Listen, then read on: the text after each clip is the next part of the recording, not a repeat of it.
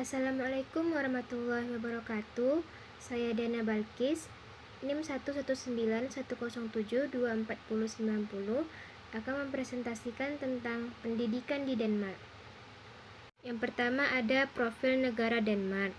Denmark atau Kerajaan Denmark adalah negara Nordik yang paling kecil dan paling selatan. Denmark terletak di Eropa Utara sehingga termasuk Uni Eropa. Ibu kota dan kota terbesar di Denmark adalah Copenhagen. Denmark berbatasan dengan Laut Baltik dan Laut Utara. Satu-satunya negara yang berbatasan darat dengan Denmark adalah Jerman. Sedangkan yang berbatasan laut adalah Swedia di timur laut dan Norwegia di utara. Denmark salah satu negara Skandinavia yang menganut sistem ekonomi kapitalis, pasar campuran sekaligus kesejahteraan sosial. Negara ini mempunyai pendapatan tertinggi di dunia. Berdasarkan laporan majalah Forbes, Denmark memiliki iklim bisnis terbaik. Dari tahun 2006 sampai 2008, survei mengatakan Denmark adalah tempat yang paling menyenangkan di dunia, dipandang dari standar kesehatan, kesejahteraan, dan pendidikan. Yang kedua ada kurikulum pendidikan Denmark. Yang pertama, pada tahun 1993, kurikulum pendidikan Denmark memperkenalkan kelas wajib empati. Yang kedua, tidak membiasakan para pengajar untuk memberikan materi dan pelajar diam mendengarkan. Yang ketiga, pelajar didorong untuk berpikir kritis dan bebas mengeluarkan pendapatnya. Yang keempat, kurikulum yang dikembangkan berdasarkan kemampuan masing-masing anak, sehingga tidak ada anak yang gagal dalam tes. Selanjutnya ada sistem pendidikan di Denmark. Sistem pendidikan Denmark berawal dari sekolah katedral dan biara yang didirikan oleh Gereja Katolik Roma pada awal abad pertengahan, dan 7 sekolah yang didirikan pada abad ke-12 dan ke-13 masih ada sampai sekarang. Sepanjang abad ke-19 dan sampai saat ini, sistem pendidikan Denmark secara khusus dipengaruhi oleh ide-ide pendeta, politisi, dan penyair Grundtvig yang menganjurkan metode pengajaran yang menginspirasi dan dasar dari sekolah menengah rakyat. Pada tahun 2003, sistem pendidikan Denmark mengikuti model 2 siklus yang sama dengan negara-negara Eropa lainnya, membagi studi menjadi sarjana dan pasca sarjana.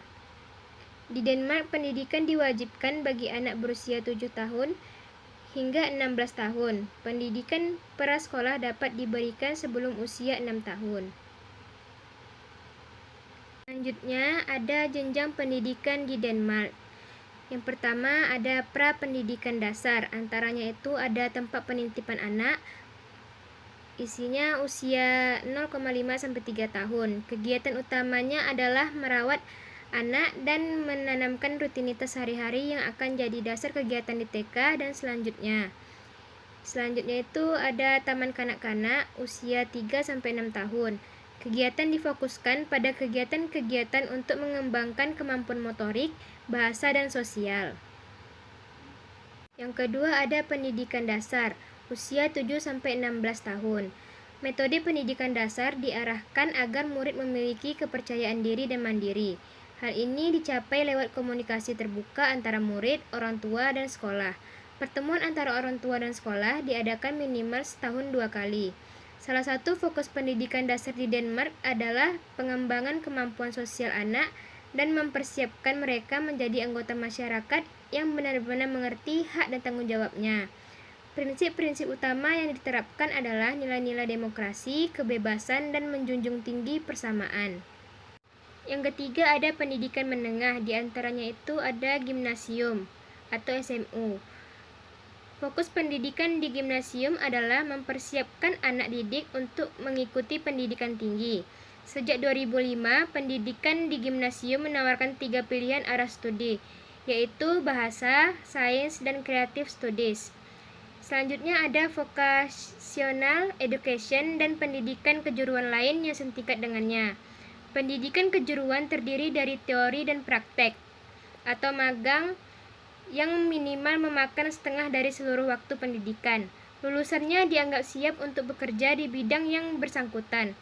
Pendidikan kejuruan merupakan bagian sangat penting dari sistem pendidikan di Denmark. Yang keempat ada pendidikan tinggi. Yang pertama ada akademi profesi, waktunya 2-2,5 tahun. Yang kedua University College atau pendidikan tinggi profesi, 3-4,5 tahun. Yang ketiga universitas atau research based education. Di antaranya itu ada bachelor 3 tahun, master 2 tahun, PhD 3 tahun. Yang kelima ada program bachelor dan master. Kegiatan kuliahnya itu yaitu kuliah dan proyek. Secara umum mata kuliah dibagi menjadi 2, yaitu wajib dan pilihan. Proyek biasanya implementasi dari sistem problem based learning, yaitu siswa diarahkan untuk bekerja dengan suatu masalah yang terkait dengan mata kuliah dan mendokumentasikan proyek dalam laporan. Selanjutnya, evaluasi dan sistem penilaian. Evaluasi dari mata kuliah wajib berupa ujian akhir, berupa lisan atau tulisan, sedangkan matkul pilihan berupa ujian khusus atau proyek. Sistem penilaian berupa lulus dan tidak lulus. Yang keenam ada program PhD. Selama melaksanakan program tersebut, mahasiswa membuat studi plan di awal program yang merupakan rencana detail tentang apa yang akan dilakukan selama program. Yang kedua, melakukan riset mandiri di mana yang bersangkutan mengambil inisiatif mengembangkan tema riset dan pembimbing berfungsi sebagai teman diskusi. Yang ketiga, mengikuti kuliah, seminar, workshop sejumlah setara dengan 30 SKS per semester. Yang keempat, kewajiban mengajar atau menyebarkan ilmu setara dengan 15 SKS per setengah semester.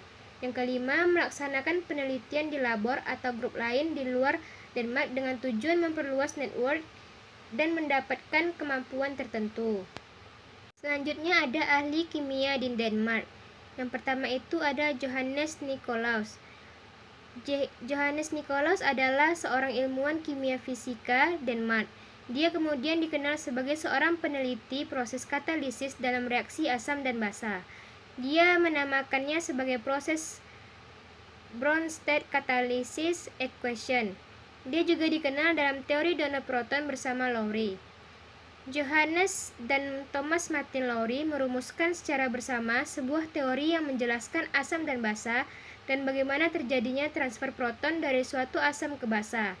Hal ini merupakan suatu pandangan awal yang kemudian akan dijabarkan lebih lanjut oleh perhitungan pH untuk menentukan keasaman suatu larutan yang tergantung pada konsentrasi ion H3O+. Asam klorida, asam nitrat, dan asam sulfat merupakan contoh dari asam Bronsted-Lowry. Yang kedua ada Carl Peter Hendrikdam. Hendrikdam adalah seorang ahli biokimia dan fisiologi Denmark. Dia dianugerahi hadiah Nobel kedokteran pada tahun 1943 untuk kerjasama dengan Edward Doisy dalam menemukan vitamin K dan perannya dalam fisiologi manusia. Selanjutnya ada perbandingan dengan Indonesia. Yang pertama itu, jika sistem pendidikan di Denmark diterapkan di Indonesia akan sangat bagus. Karena cara belajar anak-anak di Denmark itu 1 jam belajar, 15 menit bermain, sehingga anak-anak tidak bosan dihadapkan dengan materi saja. Waktu istirahat juga lebih lama dari pendidikan di Indonesia. Yang kedua, seperti yang kita ketahui, di Indonesia sangat mementingkan kualitas nilai dalam pendidikan daripada kualitas pemahaman dan kemampuan. Maka dari itu, siswa menggunakan berbagai cara untuk mendapatkan nilai yang bagus termasuk dengan mencontek. Sedangkan di Denmark dikhususkan untuk tidak melatih anak agar lulus tes, tapi untuk mengembangkan rasa ingin tahu mereka dan kemampuan mereka untuk pengembangan diri. Sekolah mencoba untuk mendorong terbentuknya pemahaman setiap siswa bahwa mereka dihargai untuk kualitas pribadi dan kemampuan, sehingga mereka memiliki kedudukan yang sama. Yang ketiga, di Denmark setiap siswa memiliki kesempatan yang sama. Ini dikarenakan pendidikan di Denmark gratis dan disubsidi oleh negara. Sedangkan di Indonesia, anak yang memiliki ekonomi rendah sulit untuk masuk sekolah. Selanjutnya ada kelebihan pendidikan di Denmark, yaitu menghargai waktu, mengedepankan tentang kemandirian dan partisipasi aktif dari mahasiswa, menekankan pada pemahaman bukan nilai dan asal lulus, memberikan perhatian khusus pada inovasi, pengalaman langsung dan penelitian, bermain sambil belajar. Terakhir ada kekurangan pendidikan di Denmark itu yang pertama itu mahal bagi anak-anak yang ingin kuliah ke luar negeri. Yang kedua, individualisme. Yang ketiga, pendeknya waktu studi dan urusan visa. Dan presentasi dari saya, apabila ada kekurangan dan kesalahan mohon dimaafkan. Wassalamualaikum warahmatullahi wabarakatuh.